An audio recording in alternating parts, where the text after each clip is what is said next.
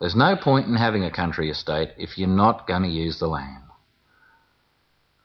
Now, we're not your run-of-the-mill Pitt Street or Collins Street farmers. When we decided to move to the country, we were determined to go the whole hog.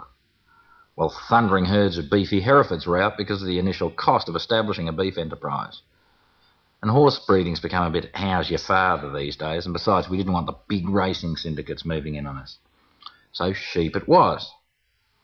The decision was made easier by the fact that the property had already been stocked. Two wethers named Vaughan and Harvey roamed the vast half an acre of our domain with obvious content. Sometime before we became landowners, a black chook from next door had crossed into our estate and decided that it too was a sheep. We brought in our own livestock in the form of one small brown dog by the name of Emmylou Cabbage. Now, Emmylou is so small that there's not many creatures on this earth she can satisfactorily monster. Until she set eyes on our chook sheep. We'd named the misguided fowl Beulah. I'd always wanted to name something Beulah. And Emmylou immediately swung into the task of making life as miserable for the poor old chook as she could. But who said chivalry was dead?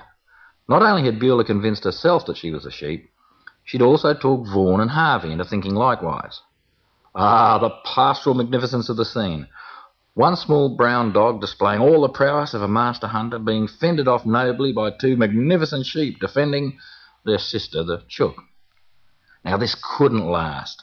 Some appreciator of fine stock had botted Vaughan and Harvey from the previous owner, and one day we returned home to find them vanishing into the distance towards Matt Crow's wine bar, their little faces staring wistfully through the rear window of some trendy hobby farmer's Volvo. Enter Charlie Pride. No, not the country music singer. Our Charlie Pride was originally a housewarming present.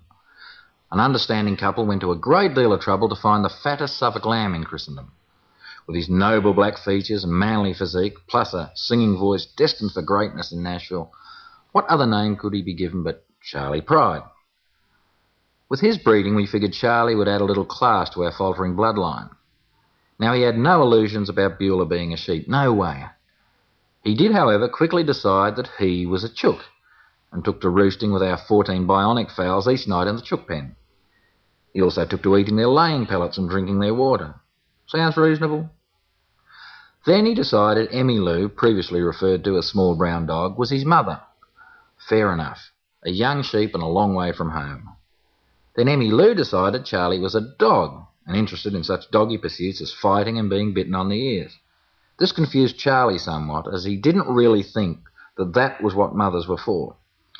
Run-ins with our previous sheep had cured Emmylou of seriously chasing chooks. But then we got a new problem. Charlie took to chasing them. One Sunday we found our first egg. We were suitably impressed for a while, but it was rather large, and it was found in Charlie's pen. Oh, we quickly sent away for a pamphlet from the Department of Ag.